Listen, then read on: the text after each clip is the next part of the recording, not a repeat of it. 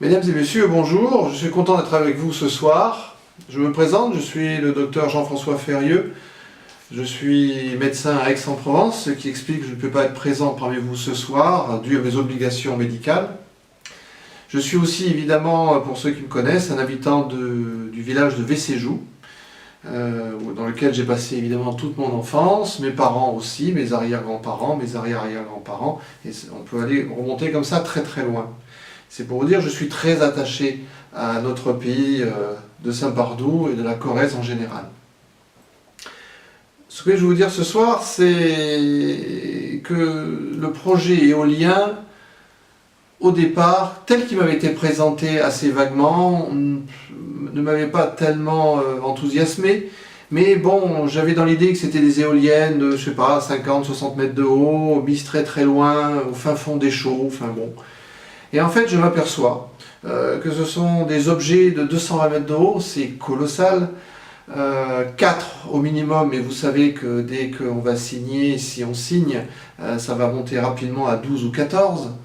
Donc vous imaginez 12 à 14 moulins à vent de 220 mètres de haut. Et à ce moment-là, et surtout très proche des habitations.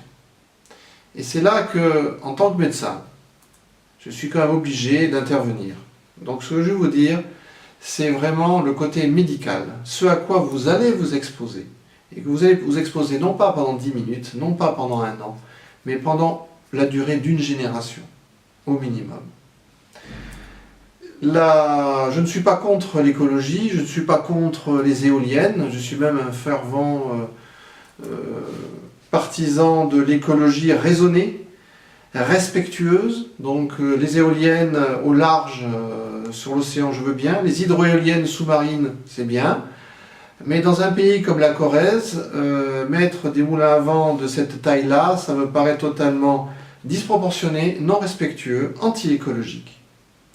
Et du point de vue santé, ça va être une catastrophe.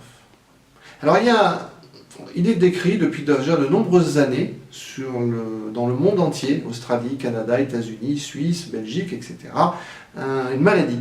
On appelle ça le syndrome éolien. Le syndrome, bon, c'est tout simplement l'ensemble des signes qui font que quand ils sont tous là, on a une maladie. Donc le syndrome éolien, c'est la maladie due aux éoliennes. Et cette maladie contient plusieurs signes très importants à connaître. Et je vous dirai après à quoi c'est dû. Et où il peut y avoir une tromperie sur ce qu'on essaie de vous vendre. La première chose, ce sont les maux de tête. Ce qu'on appelle en médecine les céphalées. Les gens qui ont déjà des maux de tête ou les gens qui ont des migraines, si parmi vous des gens ont des migraines, eh bien vous allez avoir une aggravation de ces migraines avec le temps.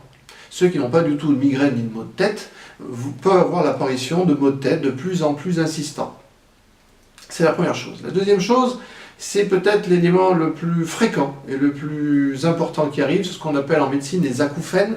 Ce que vous connaissez, ce sont les bourdonnements d'oreilles. Vous savez, tous ces sifflements, ces cigales, ces bruits un peu permanents qu'on a dans la tête et qui sont encore plus graves la nuit. Alors ça, c'est pas quasi systématique, mais ça l'est presque. Alors il faut savoir que les acouphènes, il n'y a pas de médicaments dans ce genre-là, dans ce cas-là. Ce sont des micro-traumatismes. Les médicaments qui existent marchent très mal. D'ailleurs, ils marchent tellement mal qu'ils ne sont pas remboursés par la sécurité sociale. Et il faut donc savoir que vous n'en guérirez jamais. Donc quand vous aurez vos acouphènes, vous aurez des traitements chers, inefficaces, non remboursés, et en plus, vous n'en guérirez jamais. La troisième chose, ce sont l'apparition du trouble du sommeil. On appelle les insomnies, plus ou moins des cauchemars, donc le sommeil est très perturbé. C'est vous dire que ça va engendrer irritabilité, angoisse et dépression. Ensuite, vous avez des troubles de l'équilibre, des vertiges, et puis des troubles digestifs, les nausées, des vomissements, et puis donc l'irritabilité et troubles de la concentration et de la mémoire, mais qui vont avec la fatigue générée par les autres symptômes. Vous voyez bien qu'on n'a pas affaire à quelque chose d'anodin. Alors, on peut argumenter que ce sont des gens spéciaux, des gens angoissés qui vont développer ce type de symptômes. Le problème, c'est que non. D'abord, parce que les études ont montré qu'il y avait des gens qui étaient tout à fait normaux, ils étaient ni sous anxiolytiques, ni sous antidépresseurs, ils vivaient très bien, ils n'avaient pas de maux de tête, ils n'avaient pas d'acouphènes, ils étaient très bien dans leur peau. Et quand il y a eu l'implantation d'éoliennes, petit à petit, tous ces symptômes sont apparus. La deuxième chose, est-ce que tout ceci est vérifiable? Oui, il y a des études maintenant qui sont faites sur la planète entière, avec les corrélations sur toutes les personnes, et avec les lois statistiques, on s'aperçoit que ces symptômes reviennent toujours. Alors là, il faut faire une question de bon sens. D'abord, vous allez qu'aller sur Internet, vous allez qu'aller lire les témoignages des gens qui vivent à côté d'éoliennes. Alors quand je dis à côté, c'est pas il est planté dessous, ou il est à 300 mètres, ni même à 500 mètres. Ce sont des gens qui vivent à 1 km, 2 km, 3 km, voire plus.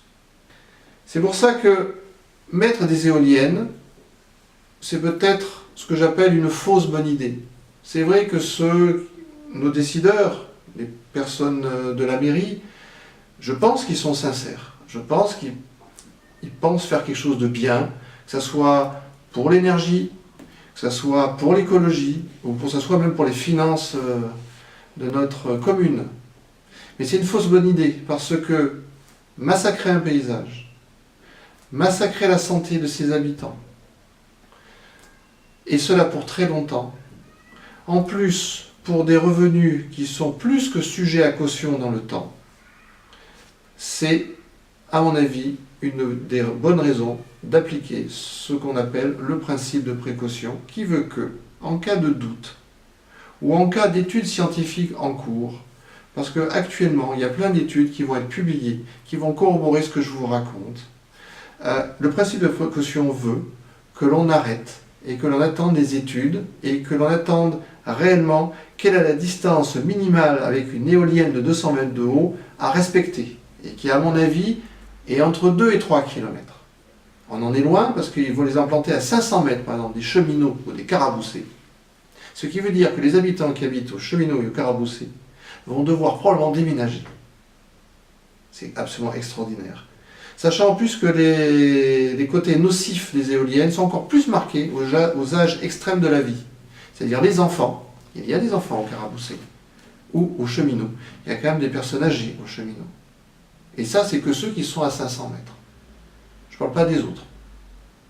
Donc, il faut bien réfléchir, parce qu'on va mettre en jeu la santé pour très longtemps des habitants de la commune. Alors, vous allez me dire, mais à quoi c'est dû toute cette maladie, tous ces signes, tous ces syndromes, toutes ces gènes, qui sont plus que des gènes? C'est ce qu'on appelle les infrasons. Et c'est là où il y a beaucoup de discussions. Parce qu'un son, vous savez, un bruit, c'est ce qu'on entend avec les oreilles. Vous allez dire, oui, jusque-là, c'est bon. Un infrason, ça se fait à des fréquences où on ne l'entend pas vraiment avec les oreilles. Ou alors quelque chose qui ressemble à ce que j'ai décrit tout à l'heure. Vous savez, les bourdonnements d'oreilles. Ceux qui ont des bourdonnements d'oreilles, ils savent ce que c'est qu'un infrason.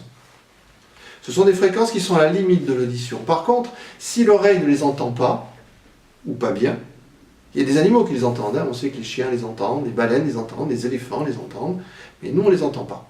Par contre, ça rentre en résonance avec notre corps. C'est pour ça qu'on va avoir des phénomènes de palpitation, d'oppression, de problèmes cardiaques. Alors, le problème, c'est que toutes les études qui sont faites par les gens qui veulent vous vendre ces ventilateurs géants sont basées sur les sons. Alors, ils vous font un magnifique dessin que j'ai vu sur leur brochure. Soit dit en passant, on dirait une brochure pour vendre des vérandas. Alors, moi, j'ai rien contre les vérandas, mais ça serait sympathique, on peut les démonter facilement. Mais là, ce n'est pas des vérandas qui vous vendent. Ce sont des objets qui font je ne sais plus combien de tonnes, avec des milliers de mètres cubes de béton et des tours de 220 mètres de haut, c'est-à-dire c'est des tours Eiffel en quelque sorte. Donc eux, ils vous ont fait un magnifique dessin en disant, ben oui, les décibels, donc le son, alors à 1 km, 2 km, déjà à 2 km on est encore à 35 décibels, donc on entend quelque chose, et puis ça c'est pour une éolienne. J'ai cru comprendre qu'il y en aurait 4, puis après peut-être 12. Alors si je mets un joueur de trompette dans les shows 1, je vais entendre quelque chose, mais si j'en mets 14, je pense que le bruit va être beaucoup plus important. En plus, la plupart des habitations se trouvent plus à l'ouest, et tous les vents dominants sont des vents d'ouest, puisqu'on est sous régime atlantique. Mais ça, à la limite, c'est pas ça le problème. Le problème, ce sont les infrasons. Et les infrasons, ils ne sont pas étudiés par ces gens-là, parce qu'on ne les entend pas. Il y a même une phrase qui disait, ce qu'on n'entend pas ne peut pas faire de mal. Mais je vous donne un autre exemple. Les ultraviolets, dans la lumière du soleil, vous les voyez? Non, vous ne les voyez pas. Par contre, si vous les mettez au soleil, vous êtes brûlé. Donc quand on n'entend pas quelque chose, n'est pas du tout parallèle avec sa non-nocivité. Et tous les signes que j'ai décrits sont dus à ces infrasons. D'ailleurs, on s'est aperçu que les éoliennes étaient beaucoup plus mal supportées que le bruit d'une autoroute, d'une route, d'un aérodrome ou d'une voie ferrée. Et le problème aussi, c'est que les infrasons, certaines études montrent que quand vous y êtes soumis 1 minute, 2 minutes, 10 minutes, ça ne vous fait rien. Le problème, c'est quand vous y êtes soumis en permanence pendant des mois et des mois et des années. Et là, vous allez avoir l'apparition de tout ce que je vous ai décrit. Donc déjà, le consensus de la plupart des études en cours montre que la distance minimale avec une habitation devrait être 1,5 km à 2 km.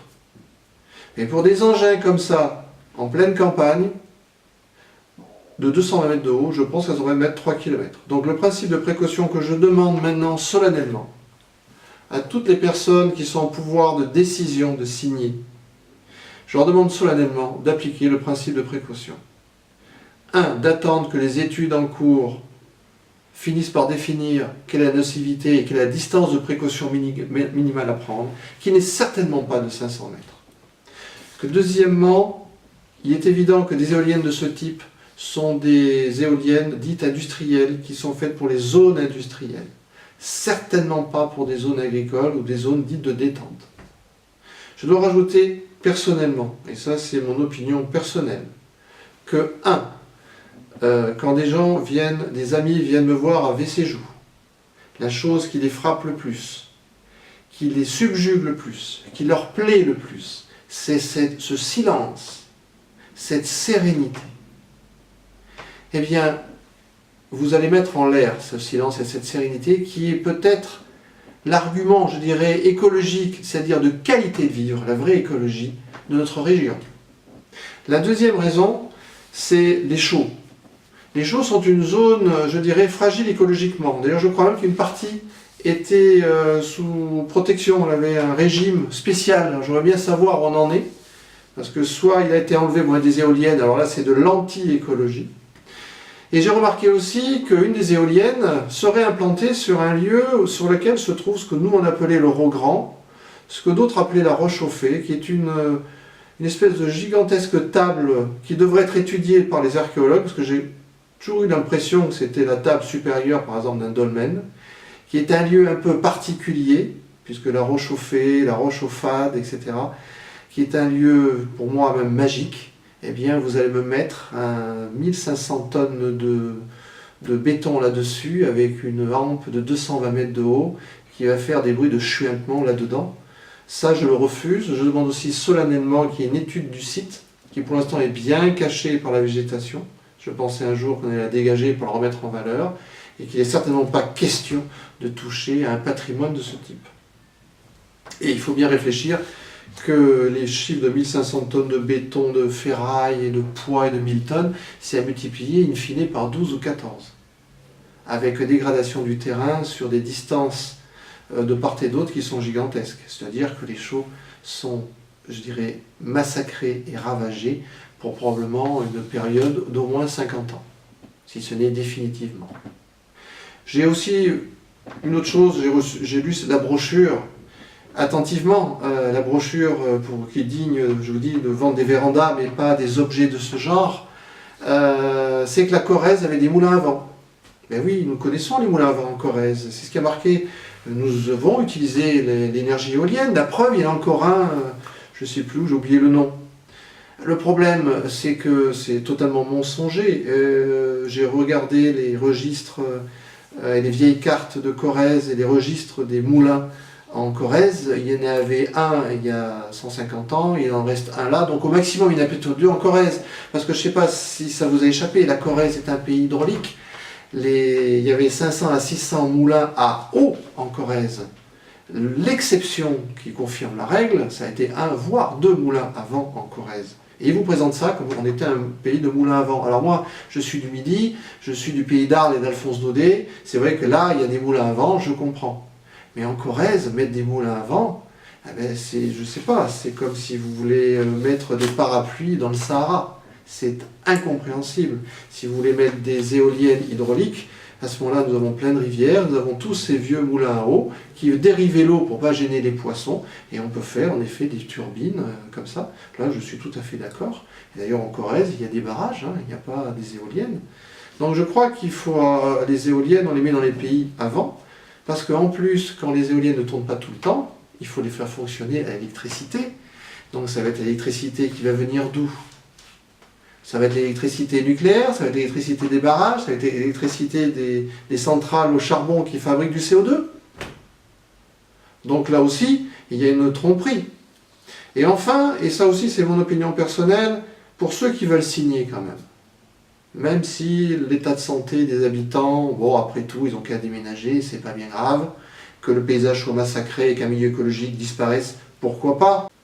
Si vous voulez vraiment signer ce qu'on vous demande de signer, je vous le dis solennellement, vous ne faites pas le poids, je ne fais pas le poids, les gens de la mairie ne font pas le poids.